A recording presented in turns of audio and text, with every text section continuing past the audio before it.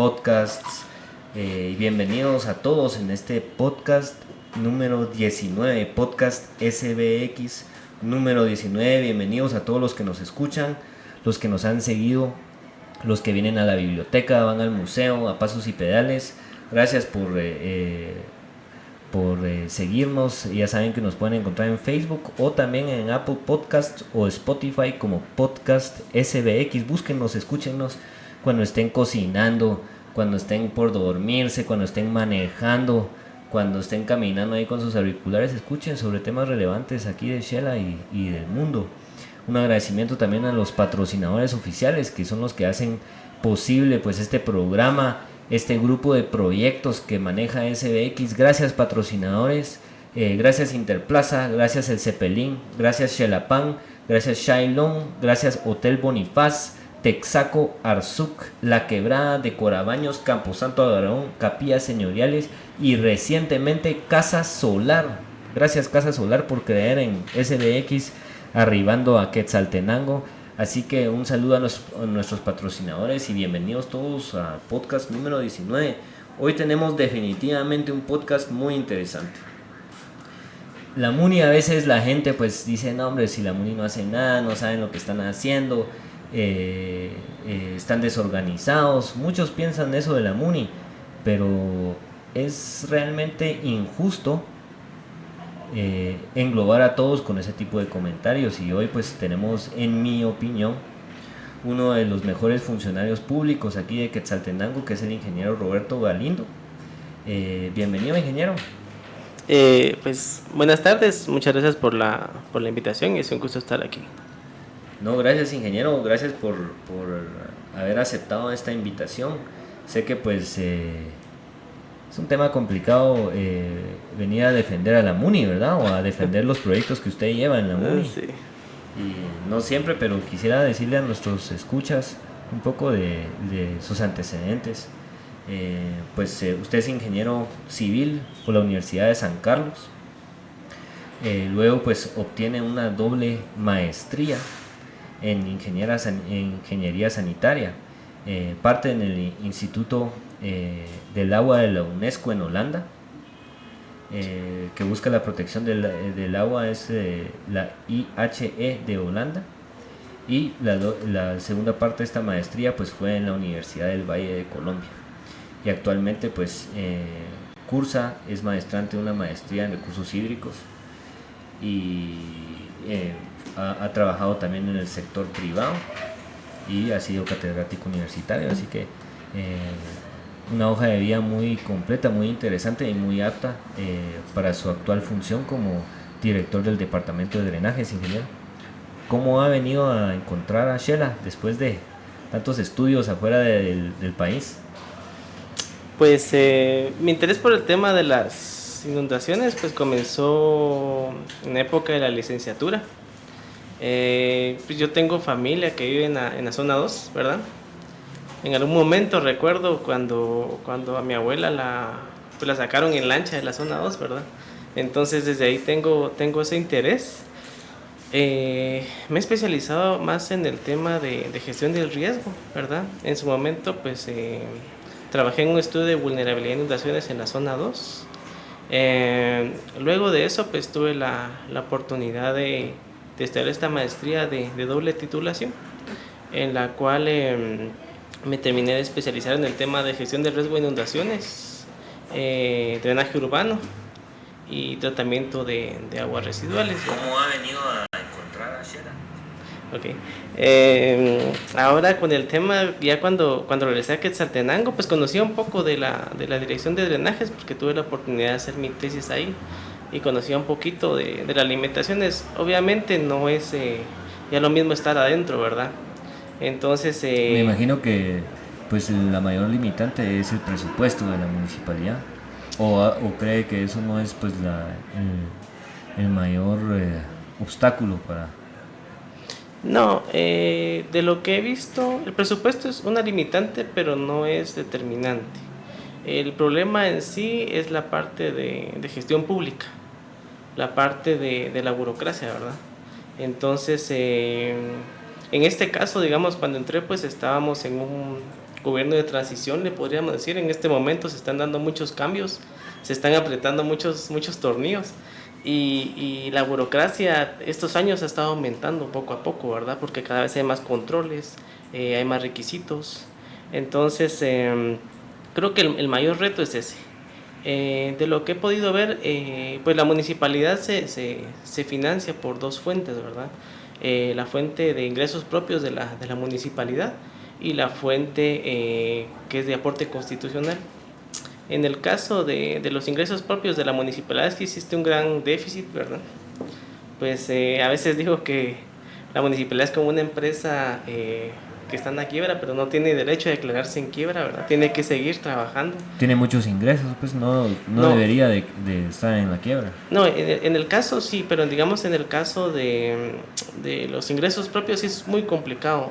Los recursos son bastante limitados. En el caso de fondos de gobierno central, pues considero que sí existe suficiente. El cuello de botella, pues principalmente se encuentra en la parte de gestión de estos fondos de gobierno central, ¿verdad? Porque todo lo que es funcionamiento, planillas, recursos propios de la municipalidad, pues se financian con dinero propio. En general, el fondo de gobierno central sirve para proyectos. Entonces, muchas veces es muy complicado desentrampar ese dinero del gobierno central, porque el límite o la parte que limita a la gestión municipal son los fondos propios de la municipalidad. Y bueno, entonces el obstáculo piensa usted que es más que todo la ejecución, ¿verdad? O sea, la ejecución es el trámite que tienen que cumplir. Es gestión municipal en general, no solo ejecución. Dentro de los problemas que se tienen, digamos, está la parte de infraestructura, pero no es la parte troncal. Hay otros temas como por ejemplo lo que es el control del padrón de usuarios, del servicio del sistema, que es bastante precario. Está la parte de uso de suelo, ¿verdad? Que ya en este momento es un tema bastante complejo de tomar la batuta. Está la parte de reglamentación, pues que no existía o que era muy básica. La parte de regulación del uso de las aguas servidas y de las aguas pluviales. Y en general también el tema de recurso humano, la capacidad técnica de la municipalidad también estaba bastante limitada. Era muy difícil formular proyectos de alto impacto con el recurso que se tenía. Y desde que usted llegó a la municipalidad, ¿qué cambios cree que se han dado? O sea, en la MUNI, pues yo como la he conocido en sus distintas facetas, es una entidad muy grande, ¿verdad? Tiene muchísimas dependencias, mucha gente trabaja en la MUNI porque es una municipalidad de alguna manera antigua, ¿verdad? Entonces ha crecido por muchísimos años y realmente pues hay muchas funciones que en mi opinión son innecesarias, ¿verdad? Y los departamentos que realmente lo necesitan pues a veces no reciben el mayor enfoque que debería de tener en general la gestión. Como yo el otro día hablaba con personas que trabajan en UCI y decían, es que nosotros tenemos una cartera millonaria por cobrar. O sea, entonces uno se pone a pensar, pero entonces ¿cómo puede quebrar la MUNI, verdad? Si tienen tantas, ya quisiera una empresa tener cuentas por cobrar tan grandes, ¿verdad? Porque entonces ahí es donde realmente están sus ingresos. Pero eso realmente no le corresponde a los departamentos técnicos, ¿verdad? Ustedes tienen que estar enfocados en un tema que no es político, no es social, no es como conversatorios y así como que una reunión comunitaria vaya a cambiar una realidad técnica, ¿verdad? Y ustedes tienen que ser pues muy objetivos en su pensamiento científico. Ahora, ¿qué plan encontró usted en el departamento de drenajes? ¿Qué planes habían hecho anteriores directores, anteriores políticos? ¿Y cómo usted ha cambiado eso? Porque yo le soy sincero, yo por lo menos creo que también es uno de los funcionarios más famosos de la MUNI, ¿va? Porque realmente la gente dice, ahí hay muchísimo potencial para arreglar drenajes, y eso es algo raro, ¿verdad? Es raro porque no es como, pues yo tengo distintas opiniones de distintos departamentos, ¿verdad? Pero a veces uno dice, no, es que el director, él es el problema, pues, Ya. ¿va? El problema es el director, ¿va? Pero en su caso, usted ha generado un cambio dentro de drenajes y ha creado la perspectiva generalizada. Yo se lo comento por si usted no lo sabía, a veces uno está tanto trabajando que no se da cuenta, pero ha generado esta como idea de que drenajes va bien. ¿Qué ha hecho en drenajes? Pues, si quiere podemos empezar por el tema de los planes anteriores, ¿verdad? Bueno, en primer lugar, en los dos problemas técnicos más, o los dos retos más grandes que tenemos en el caso de drenajes es el tema de inundaciones y el tema ambiental, el tema del tratamiento de las aguas residuales. La historia de inundaciones de Quetzaltenango pues prácticamente se remonta desde que inició Quetzaltenango. Estamos en un valle que siempre ha estado propenso a inundaciones. A veces le menciono a las personas que, por ejemplo, los puentes que miran en el centro histórico no son de adorno. En esos puentes pasaban zanjones, ¿verdad? Lo que es el puente de piedra, el puente de los Chocollos. Hay otro puente más abajo que ahí está tapado, ¿verdad? Ahí pasaba el drenaje. Ahí pasaba la escorrentía, cuando llovía. Ajá. Eso se convertía en un zanjón y ahí bajaba el agua. Entonces es por eso que ahí están los puentes, para que las personas cuando llovía pudieran cruzar al otro lado. A partir de eso, de la información que se ha recopilado en 1966, pues se creó un primer plan. Lo creó la Dirección General de Obra Pública del Estado. Desconozco el motivo, pero pues en su momento se empezó la construcción de nuevos sistemas de drenaje por parte del personal municipal sin esta guía, ¿verdad? Se fue construyendo... No había un plan, solo arreglaban los drenajes de una calle y así. Sí, se fue ampliando la red sin mayor plan, sino conforme iban surgiendo las necesidades, ¿verdad? Pero sí, por ejemplo, en su momento la municipalidad tenía mucha más capacidad de ejecución de obra hace 30, 40 años que la que tenemos ahora, ¿verdad? O sea, solo con personal de la municipalidad. Después de eso, en el año 86, el Infom creó el primer plan general. De ese plan general, pues se ejecutó una parte, que es lo que tenemos como desfogue en Quetzaltenango. Luego de eso, pues se recomendaba la continuación del plan. Se propuso la primera planta de tratamiento de aguas residuales que estaba salida a Cantel. Y pues se quedó hasta ahí, ¿verdad? Entonces, de lo que podemos observar, de lo primero es que pueden haber planes, pueden haber apoyos temporales de un ente externo, pero si no hay fortalecimiento institucional y si no hay capacidad de gestión municipal, pues se quedan ahí, ¿verdad? El que se queda con el plan es la MUNI, así como, bueno, ¿y ahora qué hacemos, va? Sí, sí. Y lo peor que yo me he dado cuenta es que están vas de cambiar a personal, ¿verdad? Un día, tal vez ahorita ya ha habido más estabilidad, pero yo me recuerdo un tiempo en la MUNI de que había un director y después a los 2 meses otro director y después y cada uno tenía que venir a no solo entender de dónde viene, como lo que usted menciona que viene ya de años, sino lo que está, ¿verdad? Sí, sí, exactamente. Y lo más complicado es que, digamos, por más que uno tenga en algún momento alguna preparación sobre gestión municipal, cuando uno entra a la MUNI tiene que aprender los procesos propios, ¿verdad? Entonces ese es un proceso de aprendizaje que nadie se lo puede quitar. O sea, esa responsabilidad nadie se la puede quitar. Bueno, continuando, pues en el año 2002, 2003, el BID pues realizó una inversión de lo que se le llama Coplamaque, el plan maestro de alcantarillado. Se creó otro estudio. En el caso del primer estudio, pues ya se empezaban a ver algunas redes de drenaje principales. Tal vez uno de los primeros temas en Quetzaltenango es que no se planificó un colector principal, sino que fue conforme la necesidad. El colector más grande que tenemos, que está en centro histórico, es producto del embovedado de un zanjón. Entonces en ese momento pasaba un zanjón, era un zanjón que bajaba hacia el Calvario, del lado del cementerio, atravesaba todo el centro histórico y llegaba hasta la zona 2. Entonces en su momento se tomó la decisión de embovedarlo y es el colector más grande que tenemos, ¿verdad? Pero no es que se hayan planificado colectores ramales principales o secundarios, sino que conforme la necesidad se fueron construyendo. Entonces en el caso del plan del 66, lo que se proponía era complementar esa red que se estaba construyendo en su momento.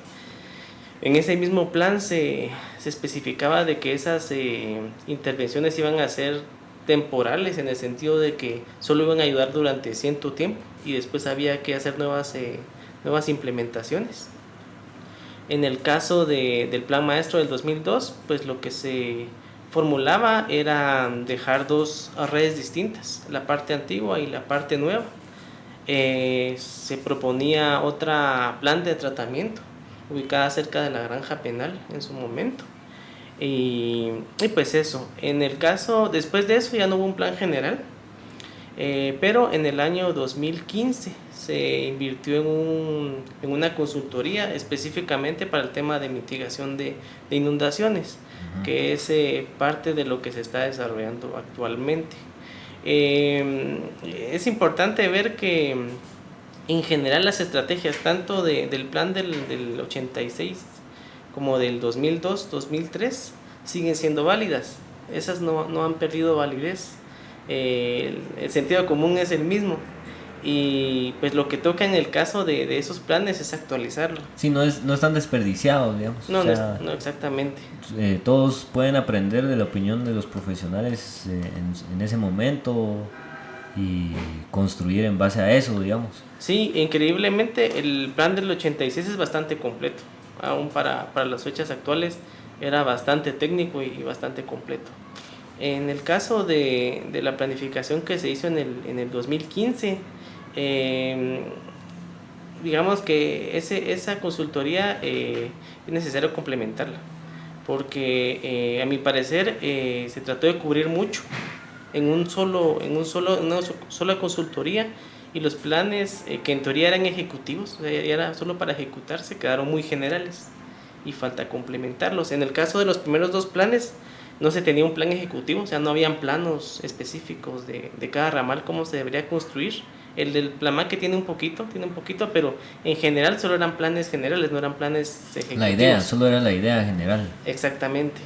Entonces, pues en general sí ha habido alguna planificación, lamentablemente pues por diversas circunstancias, como les decía, principalmente considero la parte de gestión municipal. También el tema de los drenajes es un tema bastante complicado, porque si viéramos cada servicio municipal, drenajes, agua potable, electricidad, movilidad, equipamiento urbano, se miran como capas, ¿verdad? Uh-huh. La primera capa, la más profunda, es la de drenajes, ¿verdad? Es la que hay que invertirle primero. Pero de igual manera, como es infraestructura que no se ve, es muy difícil que haya voluntad política para invertir en ella. O sea, que le nazca a la parte política invertir en eso. Sí, porque se inaugura y está bajo tierra. Y no se ve, exactamente. Sí, no, para el político tal vez no es como muy beneficioso hacer un drenaje, aunque aquí en Xela tal vez sí se ve, ¿verdad? Cuando se inunda la zona 2, entonces sí es un poco, si no se vería la solución al problema, definitivamente sí es muy visible. Y ahora usted me comentaba de que incluso antes de ser director del departamento de drenajes, ya lo afectaba incluso personalmente la inundación de la zona 2. Y específicamente, ¿usted qué cree que es el problema ahí? Ok, pues en Quetzaltenango el tema de las inundaciones es diferente en cada sector. No es el mismo. En el caso de la zona 2 es un caso muy especial porque se inunda por diversos factores, no es solo el colector. En el caso de la zona 2, pues la zona 2 era el punto más bajo, es el punto más bajo de la parte urbana. Era una ciénaga. Un lago, digamos, o como un pantano. Sí, era un pantano, ¿verdad? Exactamente. Eso es una ciénaga. Es una como ciénaga. Un pantano. Exactamente. Entonces, en su momento, pues se empezó a habitar. De hecho, se inundó una vez, se declaró no habitable y después se volvió a declarar habitable y se empezó Me imagino que un tema político ahí también, ¿verdad? Porque los quetzaltecos, pues, de alguna manera, si nos dicen que no, creo que igual decimos, no, hombre, que hagámoslo. Sí. ¿Verdad? Entonces, yo en parte he escuchado yo de varias personas de que en la zona 2 a la gente que construía ahí su casa, sí se les advirtió hace 30 40 50 años, ¿verdad? De que esa parte de Shela no podían construir ahí. Sí, ya era un tema conocido y en época de lluvia pues se hacía una laguna. Entonces, en el caso de la zona 2 por ejemplo, cuando llueve fuerte, cuando hay algún temporal, como el manto freático está a 50 centímetros, 1 metro de profundidad, entonces una de las primeras causas es que cuando llueve bastante el agua nace. Si usted le pregunta a los vecinos, el agua sale de la baldosa del piso. ¿Verdad? Esa es una de las primeras situaciones. La segunda es que la ciénaga se encuentra por debajo del nivel de la crecida del río seco, ¿verdad? Entonces, más o menos cuando desborda el río seco, este se encuentra más o menos a la altura del primer nivel de todas las casas. Entonces, ellos, digamos, en este momento, pues no hay problema, pero cuando llueve y si se llega a rebalsar la borda del río seco, este nivel de crecida está por encima del primer nivel de las casas. Entonces, la mayoría de casas, media vez se desborda el río seco, el nivel aumenta hasta el primer piso, ¿verdad? Después de eso, tenemos otro problema. Ellos están ubicados cerca de la intersección de dos cuencas. En este caso, cerca del puente de los Batanes, pues tenemos la intersección de lo que es el río Xequijel y la intersección del río Seco. Si uno pudiera ver en un mapa el tamaño de la cuenca del río Xequijel, es mucho mayor a la cuenca del río Seco. ¿Eso qué quiere decir? Que cuando tenemos algún evento de lluvia, el agua que recorre en el río Xequijel es mucho mayor que la del río Seco. La intersección de estos dos ríos es prácticamente a 90 grados. ¿Eso qué quiere decir? Que cuando el nivel del río Xequijel aumenta y está lloviendo, este restringe la salida del río Seco y el nivel del río Seco se empieza a subir aguas arriba. Entonces, desde el punto de vista de esa intersección, la zona 2 es un punto natural de inundación, ¿verdad? Y ahí cuando se intersectan estos dos ríos, se desborda, en esa intersección se desborda el Xequijel. No, el que se desborda es el río Seco y se desborda aguas arriba. Lo que hace el río Xequijel es evitar que salga el río Seco y empieza a subir el nivel del río Seco en general y se desborda hacia la zona 2. El otro problema que tenemos es ya de diseño de la red de drenaje. En ese punto tenemos un colector de 2 metros por 2 metros, que en teoría es grande y debería ser suficiente. Pero cuando se hizo la remodelación en el año 86 por parte del Infom, esa bóveda de 2x2 se convirtió en una tubería de 48 pulgadas. Entonces no nos sirve. Lo reducieron. Se redujo exactamente y tenemos un estrangulamiento en esa parte. Entonces no nos sirve de nada tener una bóveda de 2x2 si al final descarga en una tubería de 48. Entonces prácticamente todo el sistema de drenaje trabaja con una tubería de 48 pulgadas.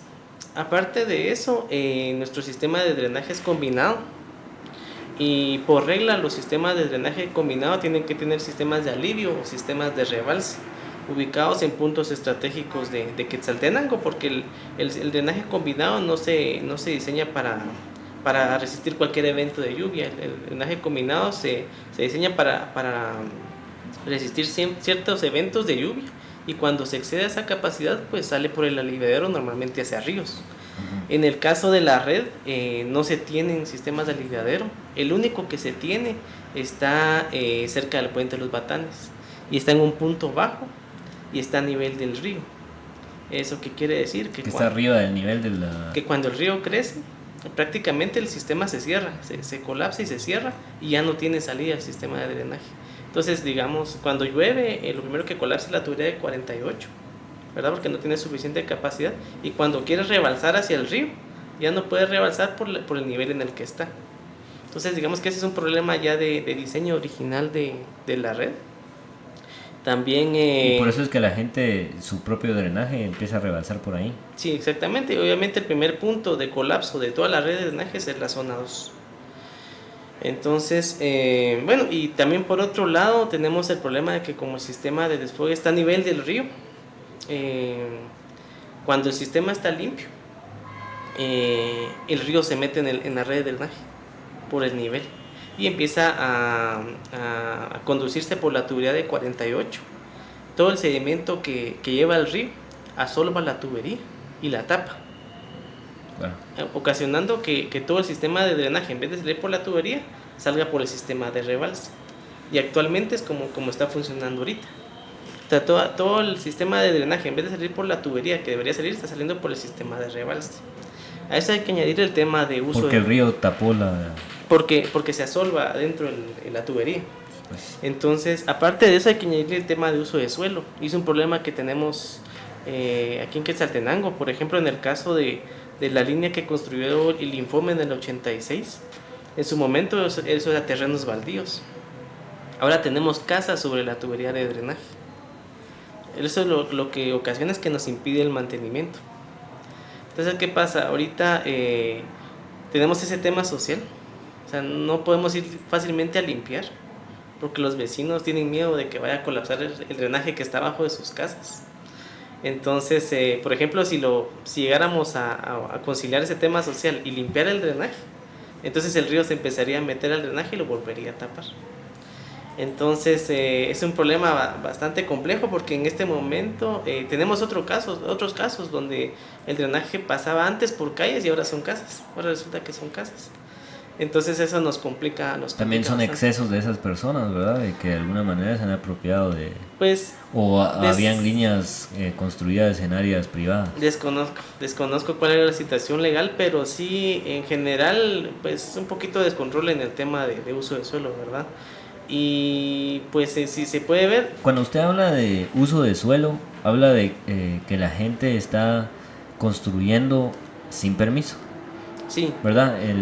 Cuando hay problemas de uso de suelo es de alguna manera que la MUNI desconoce que hay ahí porque lo que se construyó sin permiso, ¿verdad? Sí, en muchos casos se construyó sin permiso, en otros casos se desconoce en qué condiciones se construyó, ¿verdad? Entonces... O sea, ni siquiera puede ser propiedad de ellos. Es que fíjese que eso también es un... si a usted como director de drenajes le cuestan los trámites, imagínese los de afuera. Pues yo a veces, el otro día hablaba vino el ingeniero Rivera de gestión territorial y ellos son los que están tratando de arreglar ese tema de que usted dice del uso del suelo, ¿no? Y él pues hablaba de que mucha gente incumple pues a sabiendas, pero yo le decía, mire, ¿cuánto tiempo me sale una licencia de alto impacto? Y me decía en 6 meses. Y yo, no sale. O sea, si todo sale bien, tal vez sale en 6 meses, ¿verdad? Y si hay voluntad política y todos se juntan y todos dicen, miren, sí, hagámoslo, y este es como un cliente especial, ¿verdad? Pero si uno es un cliente normal, se tarda uno muchísimo tiempo, pues, ¿verdad? Sí. Muchísimo tiempo, y yo creo que es una responsabilidad compartida porque la gente que está allá afuera, yo siempre pongo el ejemplo del que sacó un préstamo, porque si usted sacó un préstamo para construir su casa, usted no puede esperar 2 años para vivir en esa casa, pues, ¿verdad? Sí, no esperan los intereses. El otro mes el banco ya se la cargó, ¿verdad? Desde el momento que usted firmó, el banco ya le cargó más de algo. Entonces, cuando a veces la MUNI dice, no, es que tal cosa, y uno dice, bueno, ya llevo 6 meses, llevo 1 año, mejor construyo, mejor construyo. Y eso es dañar, se daña la MUNI también, pues, ¿verdad? Porque entonces después desconocen que hay ahí, hacen cosas que no deberían de hacer, cosas así, pero y yo veo que eso ha sido un tema mucho en tema de drenajes. Ahora en este tema, ¿qué tanto contribuye el particular al problema de los drenajes? Es decir, o sea, ¿qué tanto vienen los proyectos grandes o el conjunto de un montón de casas o barrios en general? ¿Qué tanto contribuyen ellos a esta problemática? Ya. Sí, digamos, dos de los retos que se vienen, aparte de los que tenemos ahorita, es cambio de uso de suelo y cambio climático. Entonces, en el caso del cambio de uso de suelo, pues en el 2015, si no mal recuerdo, se hizo el plan de acción de Quetzaltenango de Xelajú Sostenible, porque Quetzaltenango se identificó como una ciudad emergente. ¿Eso qué quiere decir?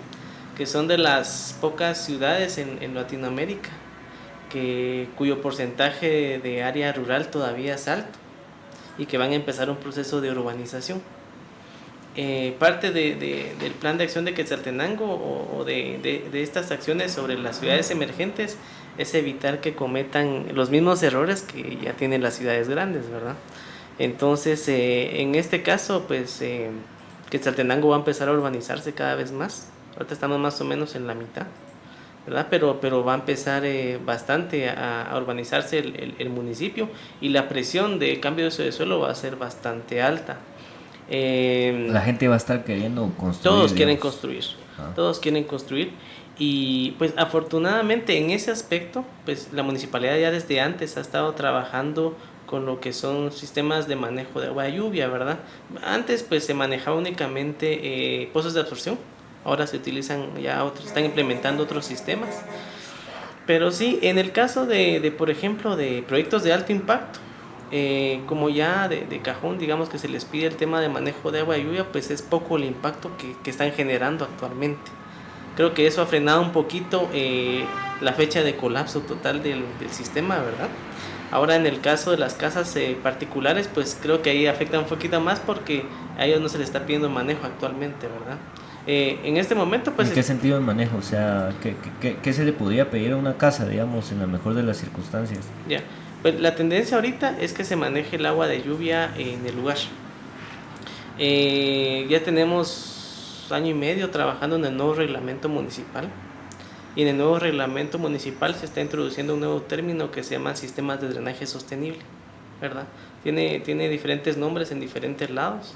Les llaman sistemas urbanos de drenaje sostenible, les llaman infraestructura verde, les llaman desarrollo de bajo impacto. En este caso decidimos colocarle ese nombre. Va en la tendencia que se tiene a nivel mundial. Ya se demostró que la ingeniería tradicional de hacer colectores cada vez más grandes no funciona. Y que crea esos hoyos como en Guate, ¿verdad? Sí, y no es sostenible a largo plazo porque, digamos, ahorita salimos del problema. El problema se pasa aguas abajo porque no se resuelve en general, solo se pasa a otro lado. Y aparte de eso, pues el cambio de uso de suelo y el cambio climático empiezan a hacer ya los periodos de diseño cada vez más cortos. O sea, se quedan más cortos los proyectos en menor tiempo, ¿verdad? Entonces, pues la tendencia ahora es igual que todo, ¿verdad? Como esta línea que viene de producción más limpia. Que es democratizar los drenajes, entonces que cada quien vea qué hace con su... Sí, digamos, con una parte, ¿verdad? O sea, siempre va a seguir existiendo el sistema de drenaje municipal. Sanitario, digamos. Sanitario y pluvial. Si quieres platicamos un poquito más de eso adelante, de los proyectos que se vienen. Pero la tendencia es trabajar una parte en el lugar, en el inmueble donde se genera, y pues el resto ya se conduce, ¿verdad? Es lo que se ha estado tratando de introducir en el nuevo reglamento. Ahora con el tema el otro reto que se tiene de cambio climático. Ese es ya hace algunos años pasamos el punto sin retorno. Eso quiere decir que ahorita hagamos lo que hagamos, vamos a sufrir los efectos del cambio climático. Ahorita si adoptamos medidas de mitigación de gases de efecto invernadero y toda esta situación, lo que vamos a hacer es que nos vamos a recuperar en un tiempo más corto de los efectos del cambio climático. Digamos que la temperatura se va a estabilizar en un tiempo más corto, pero los efectos en sí que vamos a tener ya no tienen vuelta de hoja. Entonces es otro reto que se viene. En el caso de los eventos de lluvia, pues con el cambio climático se producen dos cosas, inundaciones y sequías. ¿Eso qué quiere decir? Que van a haber temporadas muy secas donde no va a llover nada, eso va a afectar a los cultivos. Y van a haber épocas donde vamos a tener principalmente lluvia de tipo convectivo, o sea, que va a llover bastante en muy poco tiempo, que es lo que hemos tenido estos últimos 3 años, en los meses de abril, mayo, que llueve bastante en un corto tiempo, ¿verdad? Afortunadamente no hemos tenido una depresión tropical o algún huracán, pero cuando toquen, estos van a ser mucho más fuertes de los que hemos tenido, ¿verdad? Es decir, van a empeorar las lluvias. Sí, exactamente. Vamos a tener momentos más secos y cuando llueva va a llover con más ganas.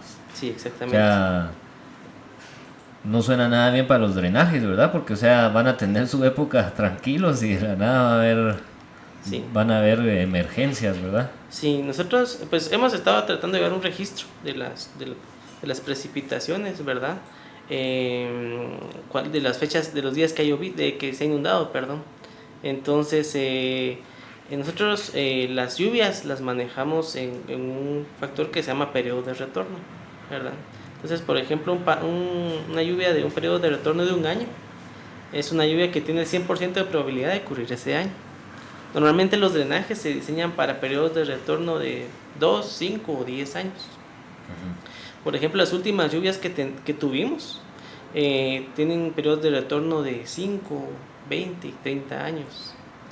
Eso quiere decir que esas lluvias son atípicas y van a ser más comunes. Entonces, las lluvias de que antes eran de 20 años, ahora van a ser las lluvias de cada año, ¿verdad?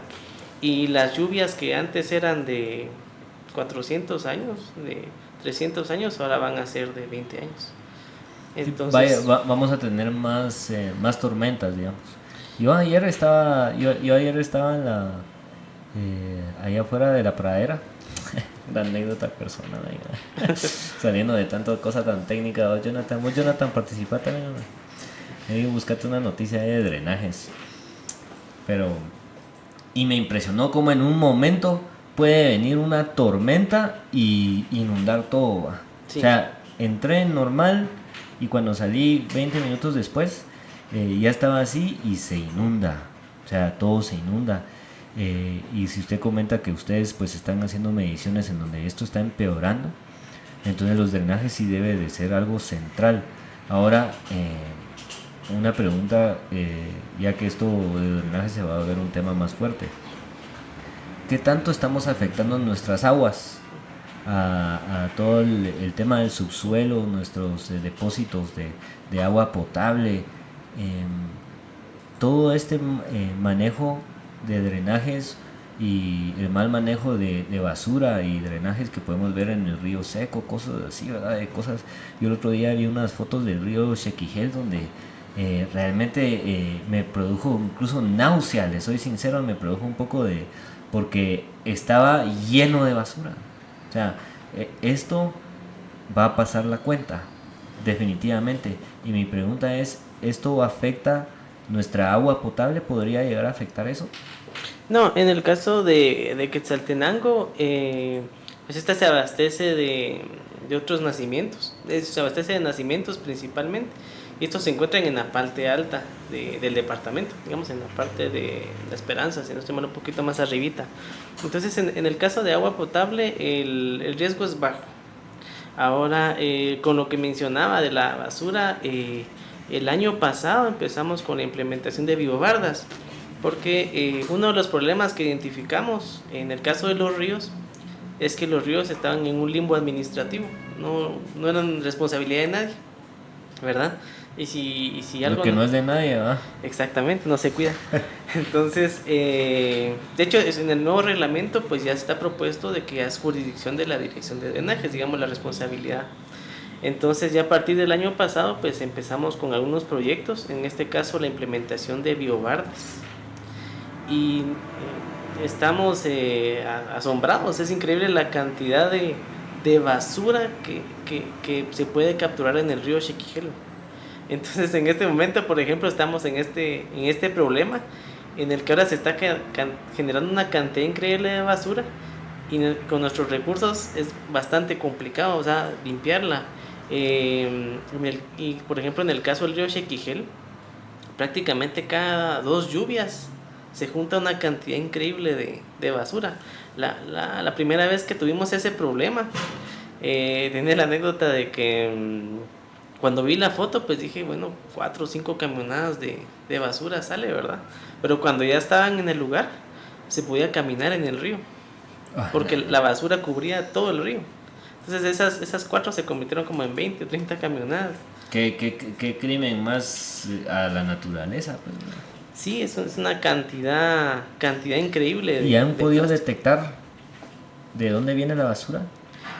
Todavía no. En este momento iniciamos algunas gestiones con la mancomunidad para ver ya qué podemos hacer, porque se está saliendo de nuestras manos. Es increíble la cantidad de basura. Y casualmente el día de hoy se instaló una biobarda en el límite con Olintepeque. Entonces, para ver más o menos si la basura viene solo de Chiquilajá o viene también de la parte alta, ¿verdad? Porque desconocemos. La primera vez yo pensé que era un basurero clandestino que se había lavado, pero ya es de cada lluvia. Entonces, es normal. Ajá. O sea, es de la basura normal. Sí, exactamente. ¿Verdad? Pero sería bueno ver, porque yo he visto fotos que a veces denuncian a gente que tira sus bolsas de basura al río, ¿va? Y eso sería muy visible, pero lo que sí seguro pasa es que todos sacan sus drenajes al río, ¿verdad? Eso yo creo que es una práctica lamentablemente muy común, y es culpa nuestra, pues. O sea, no es como que la gente pueda venir, esa es culpa de drenajes, ¿va? O sea, drenajes tampoco puede estar ahí pidiendo de, mire, fíjese que no se puede tirar su bolsa de basura al río, pues, ¿verdad? Entonces, también es un tema educativo de tomar conciencia. Los que nos están escuchando, pues si tienen un vecino ahí que tira su basura al río, ahí tenemos la aplicación Denuncia App, ahí bajen la Denuncia App y denúncienlo. O sea, también la cultura de denuncia yo creo que es muy importante, y el tema de que la gente no crea que se puede salir con las suyas tirando basura ahí al río. Ahora, ¿cuál es su opinión, ingeniero, con la reciente prohibición del plástico, ¿verdad? Porque esto es una reacción a esto, ¿verdad? Ya. Pues en mi opinión, le falta bastante a la política. Lamentablemente aquí en Guatemala tenemos la costumbre de hacer como que hacemos, ¿verdad? Entonces nos pasó, por ejemplo, en el caso de las plantas de tratamiento municipales. Nosotros ya tenemos ya 2 años viendo el tema de la planta de tratamiento. Es un reto bastante fuerte que tenemos, principalmente porque la municipalidad no tiene terrenos donde los necesitamos, ¿verdad? La planta es muy grande. Estamos hablando de más o menos 200 cuerdas. Estamos gestionando el terreno, estamos fuera de la fecha. Cuando ya consigamos el terreno, la MUNI no tiene los fondos para construir la planta de tratamiento. Necesitamos buscar financiamiento. Por ejemplo, en ese caso hubiera sido ideal que el gobierno central creara un fondo en el fondo de tierras para las municipalidades, y que se fortaleciera el Infom para que a través del Infom se pudiera hacer ese diseño y ejecución de las plantas, ¿verdad? En el caso de las bolsas, de este acuerdo gubernativo, pues lo ideal hubiera sido empezar con una política integral, ¿verdad? Una política de las 5 R's, pero hecha, ahora sí que con ganas de hacerla, ¿verdad? Porque en el caso del acuerdo gubernativo prácticamente solo se tira la piedra y se esconde la mano, porque es muy difícil de la noche a la mañana cambiar un sistema de embalaje, ¿verdad? O si hubieran empezado la política, por ejemplo, solo con bolsas, por ejemplo, en los supermercados y en las tiendas, pues hubiera sido diferente, pero entrar así en general, ¿verdad? tan tajantemente y sin ofrecer una solución para el sector privado principalmente, pienso que digamos que nació muerto el acuerdo, ¿verdad? Va a ser muy difícil cumplirlo si no se tiene si no se trabaja de forma integral. Sí, es que si no hay estrategia, pues, o sea, son solo como discursos políticos hechos acuerdos, ¿verdad? Entonces, realmente es un tema que yo creo que nuestra generación está realmente siendo irresponsable, especialmente en Guatemala, ¿verdad? Porque yo el otro día tuve la oportunidad de viajar a Costa Rica, me impresionó. No miraba basura yo en ninguna parte, las carreteras lindas, la gente es la misma de acá, la playa no había ni nada. Y en todas partes conservemos la naturaleza, cosas así. Yo dije, en en Guatemala uno se sube a un carro aquí y va a Reu, ve 2 o 3 basureros clandestinos a la par de la carretera, enormes, ¿va? Entonces, Sí. ¿dónde está el Ministerio de Medio Ambiente, va?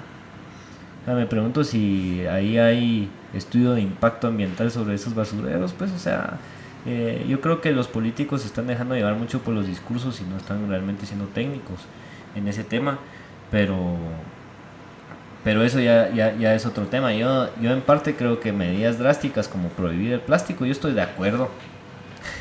En lo personal yo estoy de acuerdo porque yo creo que el mercado va a reaccionar rápido a reemplazar el plástico, entonces rápido va a crear un tipo de bolsa craft ahí para que uno la pueda llevar en la mano, ¿verdad? La gente ya se imagina con sus bolsas así de papel, ¿no? Pero el mercado va a reaccionar, entonces yo creo que específicamente en el tema del plástico se está utilizando de una manera muy irresponsable. Sí.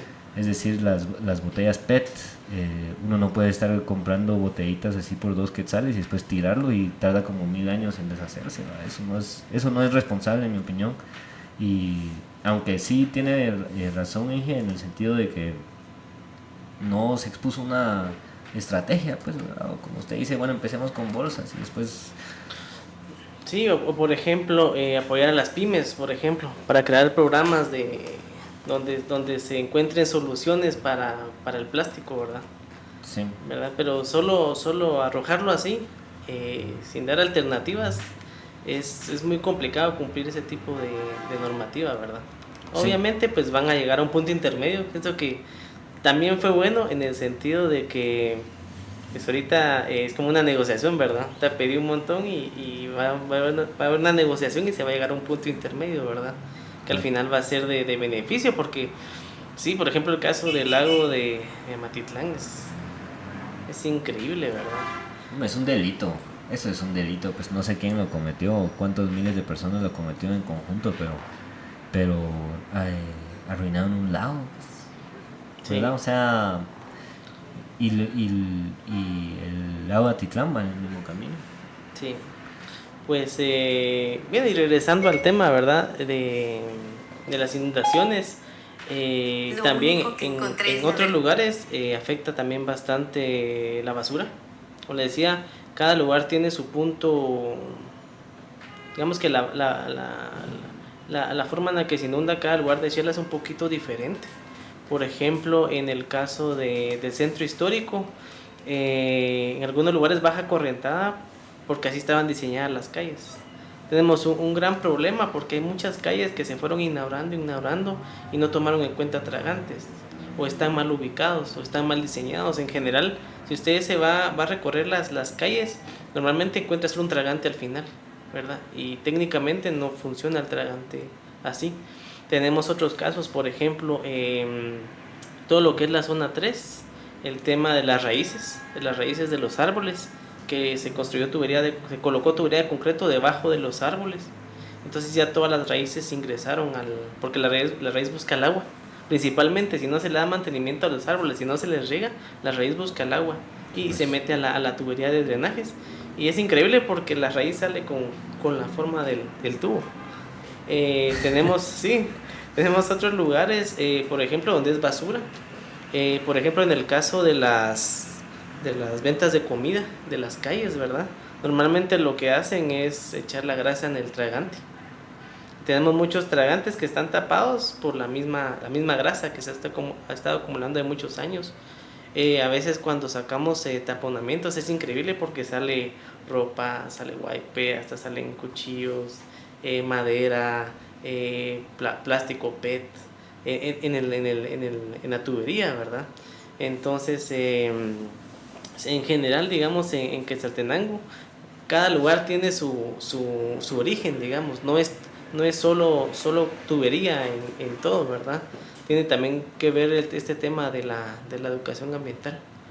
Sí, bueno, pues es un problema muy difícil de solucionar y vemos que es un problema pues incluso nacional de los desechos, ¿verdad? O sea, Shela está realmente respondiendo a este crecimiento que usted mencionaba, que ahorita pues vamos a crecer de una manera súper acelerada y creo que muy pocos nos hemos dado cuenta o lo queremos aceptar. Yo creo que ya todos nos dimos cuenta de que Shela está creciendo muchísimo, pero como si no queremos aceptar que va a tener que cambiar en general el uso de toda la ciudad, ¿verdad? Sí, pues en este momento Shela considero que va a tener un respiro, porque con el plan de ordenamiento territorial lo que va a suceder es que toda la inversión se va a empezar a hacer en la periferia.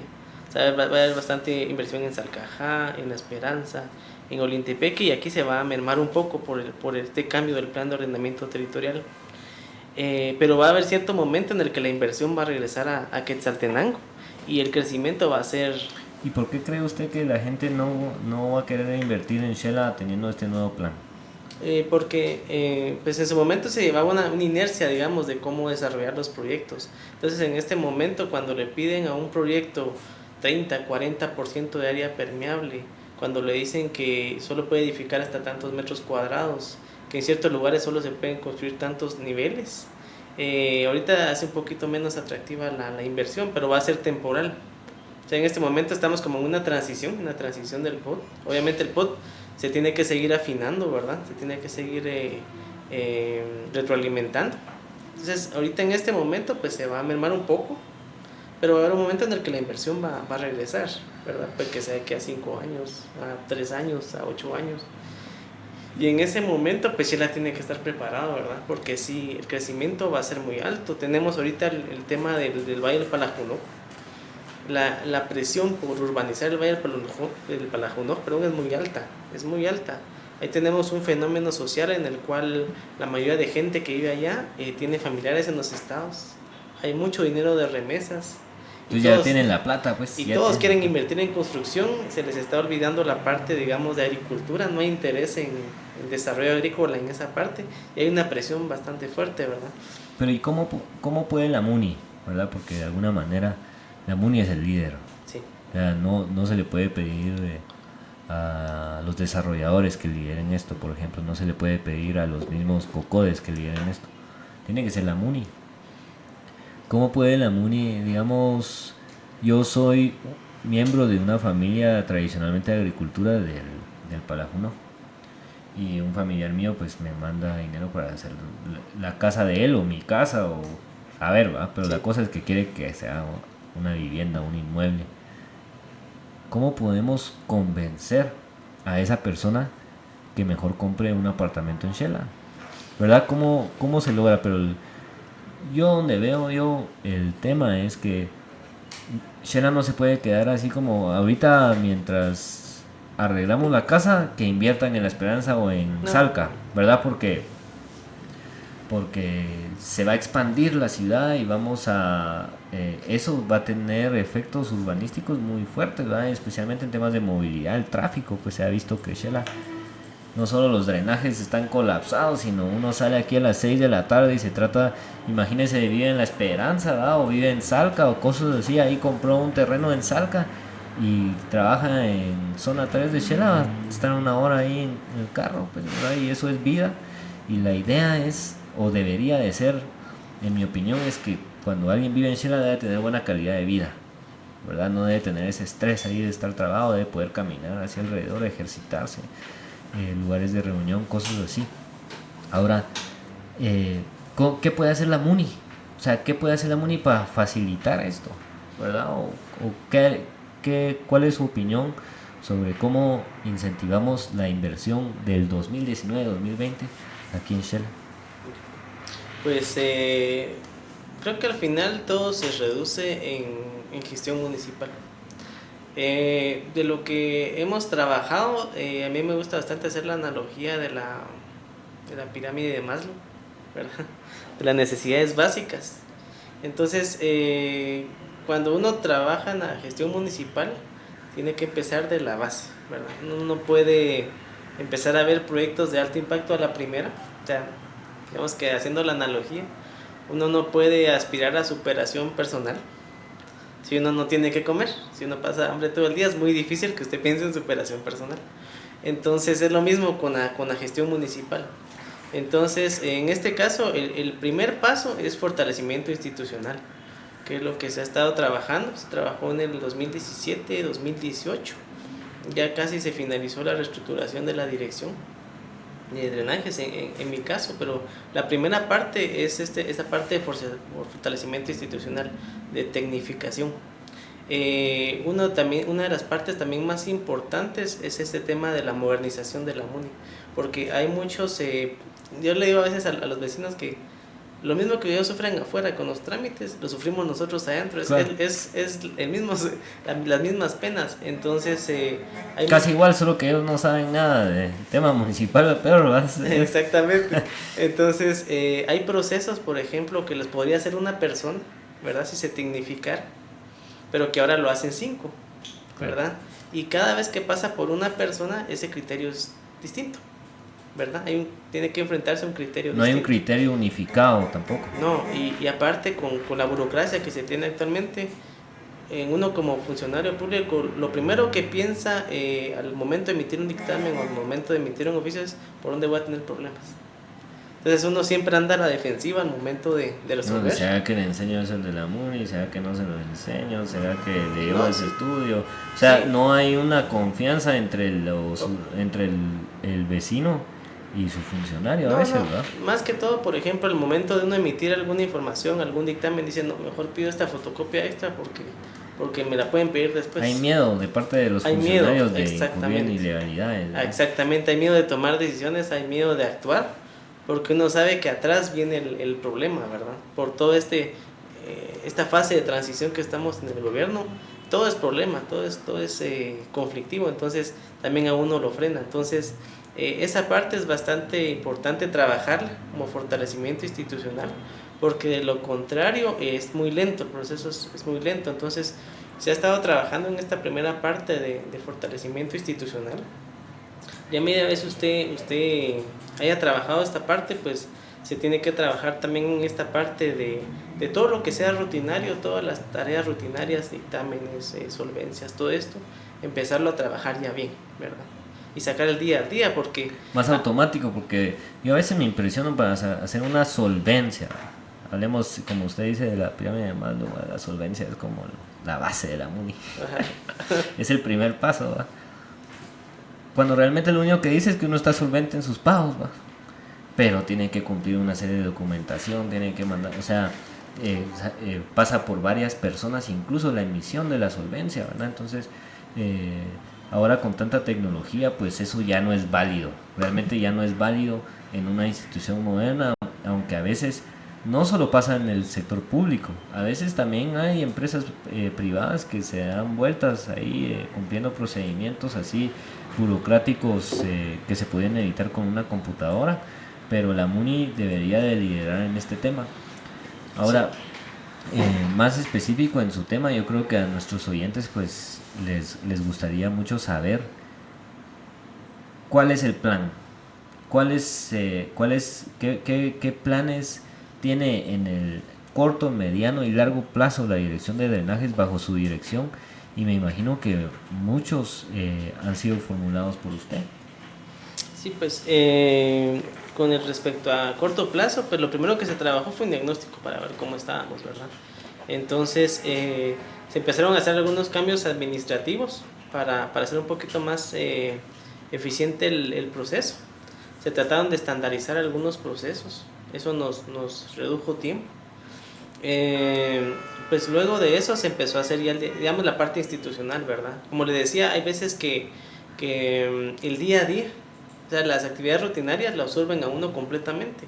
Y aunque uno tenga las ideas de los proyectos de alto impacto, cuando miro ya pasaron 6 meses, ya pasó un año, y el día a día lo consume a uno.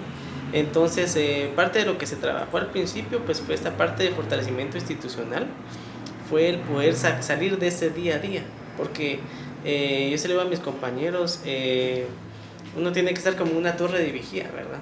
Viendo los proyectos de alto impacto, pero si uno no resuelve el día a día, tiene que bajar a la selva a pelear con los de abajo, ¿verdad? Y se pierde el norte. Ya no hay nadie en la torre, ¿va? Exactamente, y se pierde completamente el norte. Entonces, parte de lo primero que se trató de trabajar es poder sacar el día a día, ¿verdad? Entonces, media vez salimos de esa crisis, que era casi que una crisis permanente.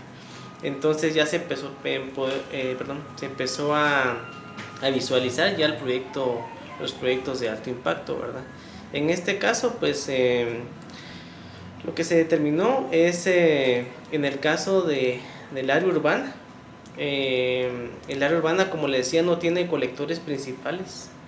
Tiene un colector que por azares del destino se convirtió en principal, pero que originalmente era un zanjón. Se tiene este tema de que el desfogue no está ubicado en un punto adecuado, ¿verdad? Que está a la merced de una crecida de río. Entonces, lo primero que se está proponiendo es el tema del drenaje separativo. Ese es un reto bastante grande. El plan que estamos generando, este plan que estamos generando, calculamos que se puede ejecutar más o menos en 3 o 4 administraciones. Estamos hablando de 12 a 16 años, ¿verdad? Entonces, ya en el reglamento que se está trabajando, se está diciendo cómo va a ser la transición al drenaje separativo, porque la nueva infraestructura que va a venir va a ser de drenaje separativo. Se tienen ahorita 4 colectores sanitarios y un colector pluvial. El primero que se tiene planificado es el colector pluvial, que va por toda la Manuel Lisandro Varías y llega hacia al límite con Cantel, como se tenía originalmente en el plan general. En el estudio que se hizo... Donde iba la bóveda, digamos. Exactamente. La bóveda iba a Cantel. Iba, en la frontera, en el límite con Cantel, porque ahí sí se tiene una pendiente adecuada para el desfogue. Entonces, en el 2015 se hicieron algunos estudios para la mitigación de inundaciones e incluyen una parte de esto que falta complementar. Después de eso, en el caso del drenaje pluvial, la política que se tiene es la recuperación de los zanjones. La política que se tiene es ya no embovedar más, porque pues la tendencia, ya se sabe ahora que lo que funciona para el tema de manejo de agua de lluvia es conservar el estado natural de la cuenca, ¿verdad? Entonces, antes lo que se hacía era seguir embovedando, seguir haciendo más colectores, y al final no se resolvía el problema, sino que simplemente se pasaba aguas abajo. Si se trabaja en recuperar la cuenca, el comportamiento de la cuenca también se recupera. ¿Eso qué quiere decir? Que el agua va a llegar con menos velocidad, va a tardar más en llegar a las partes bajas, va a haber más infiltración, y eso es lo que se quiere trabajar. En el caso del centro histórico, pues lamentablemente ya se embovedó el zanjón, ya no se puede recuperar. Entonces va a ser el único colector principal nuevo que se plantea construir. Obviamente tiene su reto porque está en centro histórico. Ahora, una pregunta, disculpe. Usted habla de que la estrategia macro, digamos, es separar el drenaje pluvial y el sanitario. O sea, ese es como el principal norte que ustedes están mandando ahorita, como ya no mezclar estos dos tipos de aguas. Exacto. Y recuperar la cuenca. Y recuperar el desfogue a Cantel. Sí. Entonces, en el caso del centro histórico, por ejemplo, le decía que es un reto porque pedir ese permiso nos va a llevar muchos años, ¿verdad?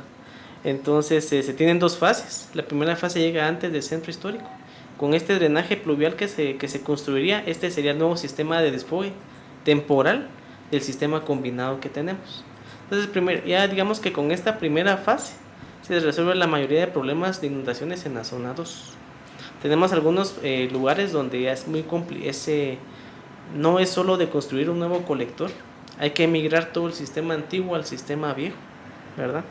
Y en el caso del pluvial, pues lo que se quiere también es recuperar el río seco y el río Xequigel y no embovedarlo. Lo que se tiene planificado es la implementación de equipamiento urbano enfocado en el manejo sostenible del agua pluvial.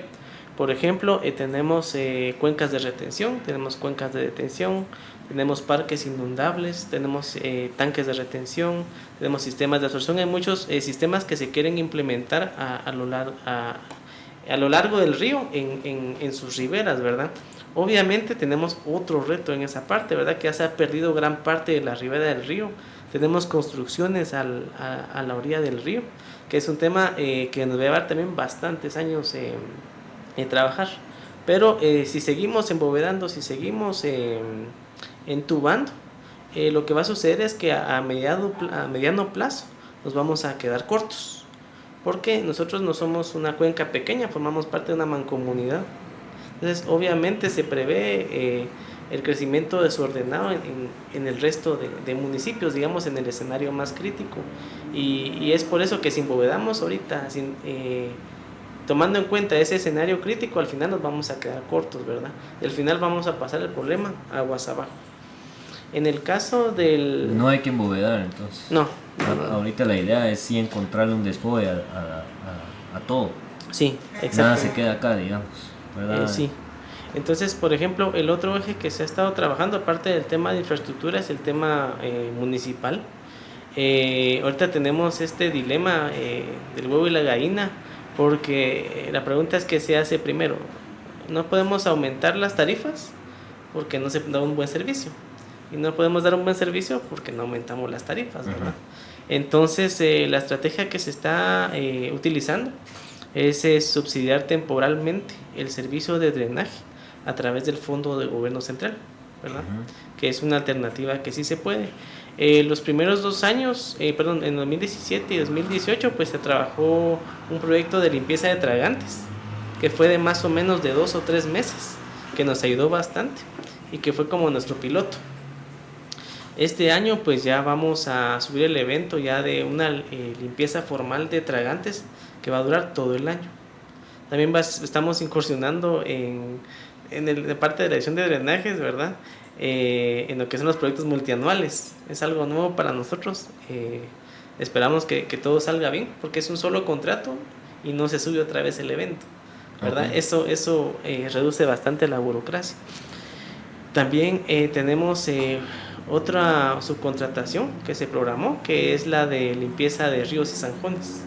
Entonces, como les decía, ahora ya con el nuevo reglamento, pues ya los ríos y zanjones ya son administrados directamente por la Dirección de Drenajes y ya se va a subcontratar, ¿verdad? Porque no tenemos esa capacidad para que se le dé el mantenimiento, ¿verdad? Eso ahorita incluye lo que es la limpieza de las biobardas, limpieza de basureros clandestinos, limpieza y chapeo de los zanjones. Y finalizando esto, el otro año queremos hacer un proyecto de reforestación en la borda del río para poder reducir primero que hayan focos de contaminación, ¿verdad? Que se puedan generar los mismos basureros clandestinos y que sirva como una barrera temporal por el tema de los olores del río seco, que ese es otro problema bastante complejo. También tenemos proyectado, por ejemplo, en el caso de las plantas de tratamiento, le decía yo que el problema con nosotros es que no se ven las soluciones integrales. Entonces, por ejemplo, ahorita todas las municipalidades les están pidiendo que construyan una planta, pero no se han puesto a pensar cómo se va a mantener esa planta, porque son costos adicionales. Entonces, en el caso nuestro, pues lo que se tiene planteado es de igual manera subcontratar a una empresa, porque la planta es muy grande, ¿verdad? La ventaja de subcontratar a una empresa es que, por ejemplo, si se pincha una llanta, pues la cambian en 30 minutos. Si se pincha una llanta en la municipalidad, pues nos puede llevar 3 meses o 2 meses hacer solo ese trámite, ¿verdad? Es una manera de chiste, ¿verdad? Es más ágil. Sí, es más ágil. Exactamente. Entonces, ahorita lo que queremos es empezar a mejorar los servicios a través de este subsidio, le podríamos decir temporal, y ya incrementar las tarifas para hacer sostenible el servicio municipal. Por ejemplo, en el caso de la tarifa, actualmente más o menos el 70% de la gente paga 2.24. ¿Y de dónde salió esa tarifa de 2.24? Y es que en su momento, cuando el Infom construyó el sistema de drenaje que está en la parte de la zona 2 y la zona 5, eso fue parte préstamo. Entonces esos 2.24 servían para pagar el préstamo, que de hecho terminaba en el 2016, y para pagar el servicio. Entonces en su momento era de 2 quetzales, en el año 86, 89, si no mal recuerdo, y ahorita 2.24 solo por el tema del IVA, ¿verdad? Que subió. Entonces esta tarifa que tenemos es de más de 30 años. Entonces, y es 2.24 por inmueble. Por inmueble, al mes. Eso paga. Sí. Y eso es bajísimo. Sí, por ejemplo, solo de planilla nuestros costos son de aproximadamente 300,000 quetzales al mes. ¿Y ahora el departamento de drenajes tiene alguna relación con EMAX? institucional. No, ese fue otra situación que tuvimos de carácter institucional. En su momento pues se creó la empresa municipal de aguas de Xelajú y por recomendaciones de la consultoría que se hizo pues se recomendaba que EMAX absorbiera a la dirección de drenajes, así como está en Pagua en Guatemala, ¿verdad? Pero por situaciones que desconozco pues nunca se absorbió. Entonces digamos que todo este tiempo hasta el 2012 que se creó la dirección de drenajes, la dirección de drenajes estaba en un limbo porque era un poquito de la DMP, de la Dirección Municipal de Planificación, y era un poquito de EMAX. Entonces no tenía completa independencia y no tiene un jefe directo, digámoslo así hasta. ¿Y los procesos administrativos en EMAX son más sencillos? Sí, digamos en el caso de las empresas los procesos son más ágiles. ¿Y usted, en su opinión, cree que, por ejemplo, en el caso de Medellín, que es una empresa, es una ciudad en Colombia que tiene una empresa generalizada, ¿verdad? Ellos de alguna manera unieron todos los servicios como una única empresa municipal.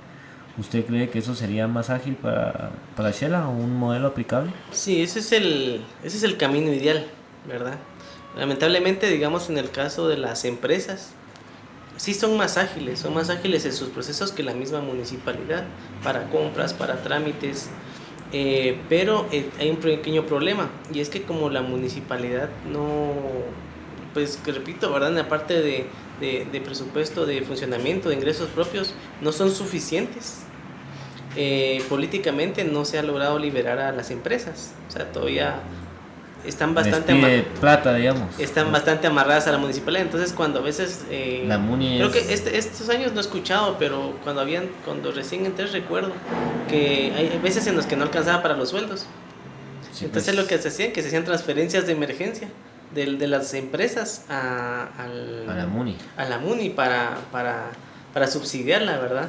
Entonces es parte de lo que no permite de que las empresas sean completamente independientes, porque es el sistema de emergencia de la municipalidad. ¿Y usted cree que serían rentables las empresas? Yo considero que sí. Ahora, como le digo, lo ideal sí sería que fuera una sola empresa que administrara a todos. El problema ahorita que le mencionaba era el del huevo y la gallina, ¿verdad? Entonces ahorita lo primero que hay que trabajar es en mejorar los servicios municipales a través del gobierno central, porque en gobierno central sí existe, pues no es una cantidad exagerada de dinero, pero sí existe más dinero. Sí hay fondos como de ese tamaño, digamos. Exactamente. ¿No? Entonces empezar a cambiar la imagen, mejorar el servicio. De hecho, esa es la estrategia que estamos trabajando, digamos, estamos trabajando en la parte de infraestructura, en la parte de reglamentos, en la parte institucional, ¿verdad? Pero también está esta parte, ¿verdad? Entonces, ahora se me fue la idea. Estábamos platicando ¿De las empresas? Sí. Perdón, de las empresas. Entonces, sí, lo ideal es que fuera una empresa grande. Sí, estamos trabajando, perdón, también en la parte de la empresa. Entonces, aparte del reglamento, infraestructura y todo esto, nuestra meta es que la dirección de drenaje se convierta en una empresa. Otra empresa, digamos. Sí, Ajá. obviamente, si hubiera algún interés político o iniciativa a nivel político de que fuera solo una empresa, sería excelente, ¿verdad? O por ejemplo que EMAX absorbiera a drenajes y fuera un Empagua.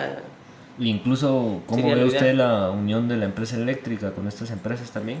Yo pienso que sí, sería lo ideal. Ahorita, mientras no haya esa voluntad política, le podríamos decir, nuestra meta es crear la empresa municipal de aguas residuales y pluviales. Esa es la meta a la que le estamos apuntando. Esperamos, el programa que tenemos apunta al 2021, a finales del 2021, para empezar con la formulación de la empresa. Digamos, ahorita que se inició en el 2017, no podíamos pensar en eso, porque no era sostenible la dirección de drenajes. Primero la tenemos que hacer sostenible y luego pensar en empresa, ¿verdad? Entonces ahorita estamos trabajando en subsidiar los servicios municipales, en trabajar en el nuevo plan general y ya llegar a un punto en el de que ya se han estabilizado las tarifas ya se haya estabilizado la imagen también de la dirección de drenajes, entonces ya podemos pensar en una empresa, que sería un paso bastante grande. Idealmente que la empresa fuera completamente independiente, ¿verdad? No como están ahorita, pero esa es la meta Sí, no sujeta a cuestiones políticas, ¿no? Exactamente. O sea, yo creo que en este tema, pues, no estamos inventando el agua azucarada. Pues, si uno va a ciudades 100% funcionales, uno se impresiona la infraestructura que tienen, dice, no, hombre, si esto lo podemos hacer. Seguro, seguro, ¿verdad? Ahí sí no hay duda de que se puede hacer. Lo único es cómo se logra equiparar la voluntad política con la pérdida de ese control sobre esos servicios o los ingresos de esos servicios, ¿verdad? Que como usted mencionaba, pues es una decisión muy difícil de la MUNI dejar ir a la empresa eléctrica, porque cuando les necesitan fondos, ahí tienen un gran fondo, ¿verdad? Entonces, eso va a ser un tema complicado, pero definitivamente se va a definir próximamente. Yo le quisiera agradecer mucho, pues, esta entrevista, ingeniero. Definitivamente es algo muy importante el recurso humano, ¿verdad? Cualquier empresa pues está compuesta de varios elementos, ¿verdad? De los elementos económicos, que tenga presupuesto, elementos como infraestructura, herramientas de trabajo, pero también está compuesto por recursos humanos. Y definitivamente pues yo que he conocido varios directores de drenajes, creo que usted ha venido a revolucionar el departamento de drenajes, ¿verdad? Ha cambiado para bien y es algo que se debe de mantener. La MUNI debe de saber el valor que tienen sus recursos humanos y saber conservar esos recursos humanos para poder pues darle cumplimiento a los planes de corto, mediano y largo plazo. Así que con este cambio de gobierno pues le pedimos ahí al alcalde por este medio, si alguien lo conoce, que le diga que por favor no vaya a hacer, no vaya a obstaculizar el buen camino que lleva el departamento de drenajes ahorita, y que en vez de obstaculizarlo lo apoye. Así que yo le agradezco mucho, ingeniero. Pues yo creo que a veces uno se desespera, que dice tal vez nadie está resolviendo los problemas, pues, ¿verdad? Tal vez estamos solos, ¿verdad? Y uno solo ve la inundación, y tal vez la MUNI solo se hace el ojo pache y se va a su casa y espera que baje la lluvia, ¿verdad? Pero no es así, si hay un plan. Y le agradezco mucho por haber venido. También aprovecho esta despedida pues para mis condolencias a la familia del ingeniero Hugo Tomás, que yo lo conocí también por temas profesionales y acaba de fallecer. Así que pues era un muy buen hombre, yo lo conozco, y definitivamente pues una pérdida humana siempre es lamentable. Y las condolencias para la familia del ingeniero. Gracias, ingeniero, gracias por venir. Pues fue una buena experiencia, les agradezco bastante por la invitación, y pues los insto a que sigan, ¿verdad? Con estos programas que al final platicábamos fuera de micrófonos, que estas actividades son un semillero, ¿verdad? Para los nuevos líderes, para nuestras nuevas autoridades, ¿verdad? Que ahora son jóvenes, pero que abren camino. Y pues los insto a que sigan adelante. Es un muy buen proyecto y que va a tener bastante impacto, ¿verdad? No a corto plazo, pero sí a mediano plazo. Pues de aquí van a salir buenos quetzaltecos y personas de liderazgo y de valores, ¿verdad? No, gracias, ingeniero, y gracias a nuestros patrocinadores que lo hacen posible. Gracias a todos, ya saben, pueden venir a la biblioteca de lunes a domingo, 9 de la mañana a 8 de la noche. Pueden ir a Pagos y Pedales, Visitur Nocturno el próximo fin de semana, aquí a las 7 de la noche. Ahí sí que no se cancela si llueve, por favor tómenlo en cuenta. Y utilicen bicicleta, caminen, exijan un buen transporte público, no tiren basura.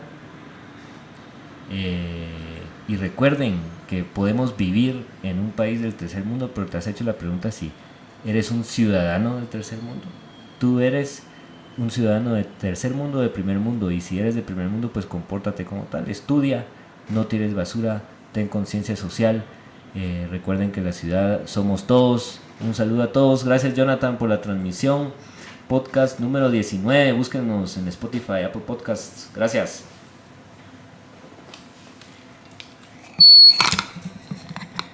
Estamos